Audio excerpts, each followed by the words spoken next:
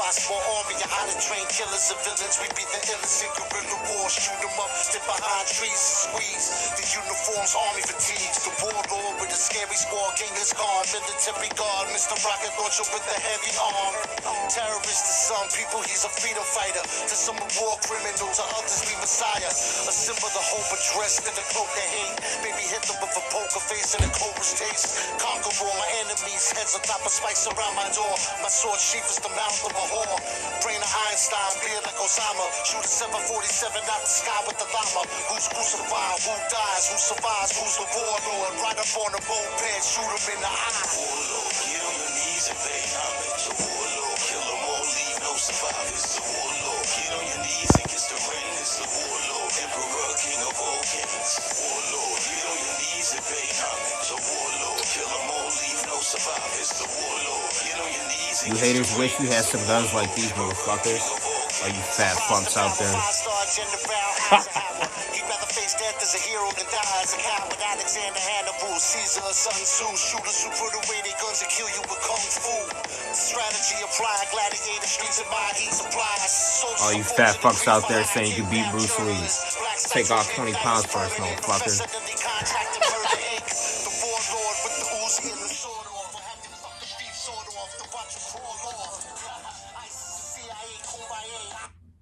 What's good, YouTube? And this is Sifu Smo here from Smo's Monocune Arts.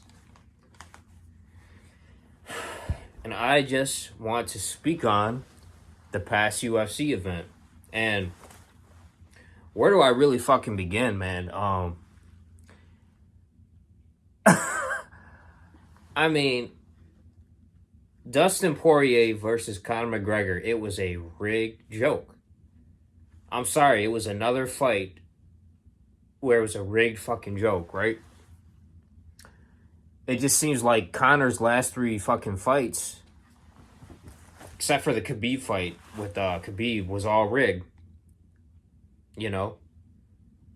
That fight with Cerrone last year, absolute rigged joke. It's Donald Cerrone. He took a dive in that fight. And anyone who watches MMA, anyone who's a fighter like me, knows Cerrone took a dive. I mean, anyone with half a brain. And I hate to say it, but this time around, Conor McGregor took a dive. And this is not taking anything away from Dustin Poirier, because Dustin Poirier is a different fighter. Dustin Poirier came to this fight, man, to fucking fight. He was ready. He wasn't in on the dive.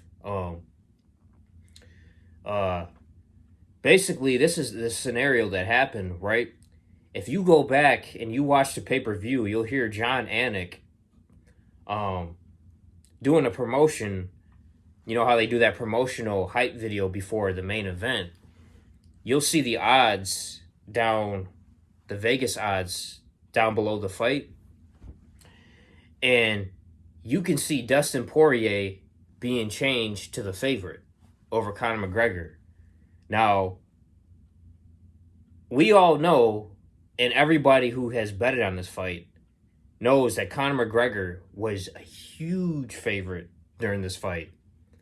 And they did this in the exact same Masvidal and Usman fight this past summer. They changed the odds 5 minutes before the main event. Now, up until this fight, Conor McGregor was a heavy, and I mean heavy, favorite to win this fight. So, I mean, look at how many people fucking lost millions at Vegas. Again, because they threw a curveball. Everyone thinking, oh, you know, everyone thought that this fight was going to be closer. It wasn't going to be like the last fight, but they still picked McNuggets to win it. Well, McNuggets didn't win it.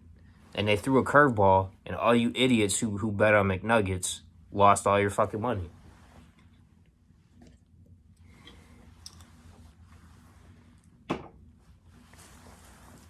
It was a complete rigged joke, Vegas fight, you know.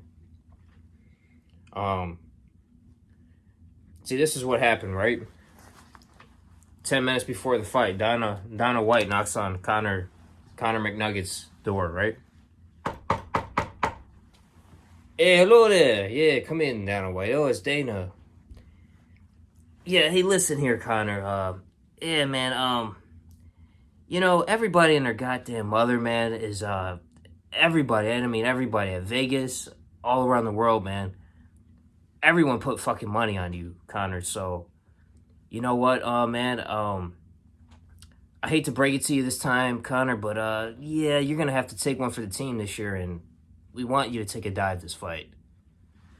Oh my fucking god, are you fucking serious, mate? Oh, fucking A, man. I've been training all goddamn year for these fucking fight, man. You want me to fucking take a dive? Oh, fuck you, Dana. I'm never coming back to the fucking UFC. Now, Connor. Now, Connor, just take one for the team, man. We'll promise we'll have whoever you face next, we'll have them take a dive like Cerrone did. Come on, Connor. You know? Come on, man. Oh, alright. Fuck it. Alright, fucking Dana. I'm gonna fucking take a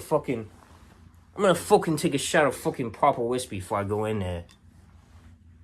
Oh, and tell fucking Dustin Poirier to take it easy on me on the fucking rights. Alright, we'll see you out there, Connor. And that's what happened.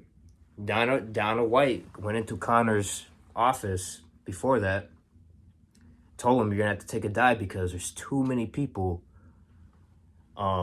Because the higher ups enlightened Dana White and said, you're gonna have to have Connor take a dive in this fight because we're gonna lose millions if he wins this fight.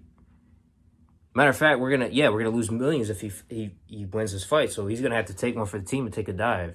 Just tell him we'll tell the next fighter he fights they'll take a dive, and that's gonna be either Nate Diaz or Dustin Poirier, whoever he decides to fight for the trilogy fight.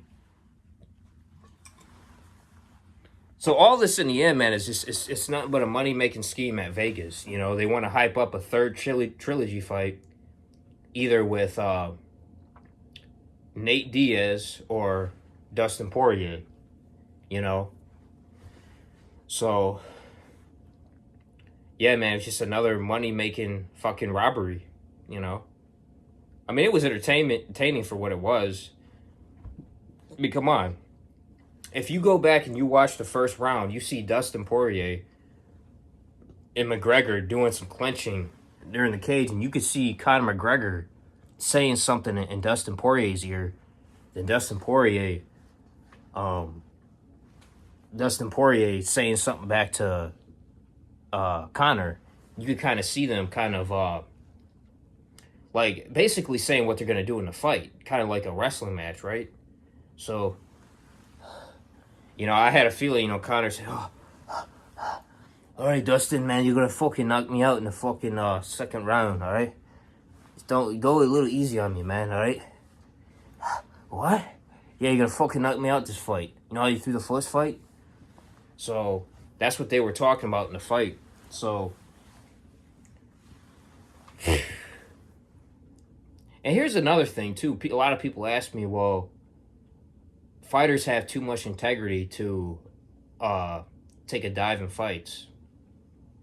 Not when you're in the UFC, because in the UFC, once you sign that UFC contract, it's in the contract that you got to do whatever they tell you for the main event fights, whether they tell you to take a dive or whatever. And if you don't honor that contract, they either blackball you, kick you out, or they cut your fucking purse in half. Or they tell you, you're going to fight the next fight, but you're not going to make any money, Seriously, it's in the contract. Now, why do you think the Tony Ferguson and Khabib fight never happened? Because Dana White came to Tony and said, listen, man, we want you to take a dive versus Khabib.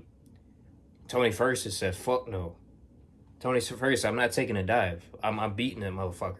I hate tiramisu. I hate fucking tiramisu kebab. And after that, I'm gonna beat fucking McNuggets.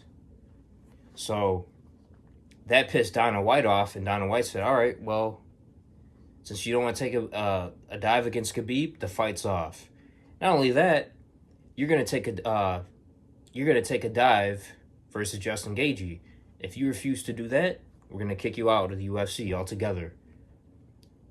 So Dana White basically said, all right, you're either going to take a dive against Justin Gaethje or you're gonna take a dive against Khabib.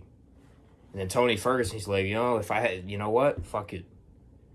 I'm gonna take a dive against the American guy instead of the Russian guy, and that's what happened. Because let's just keep it real. Tony Ferguson could beat Khabib.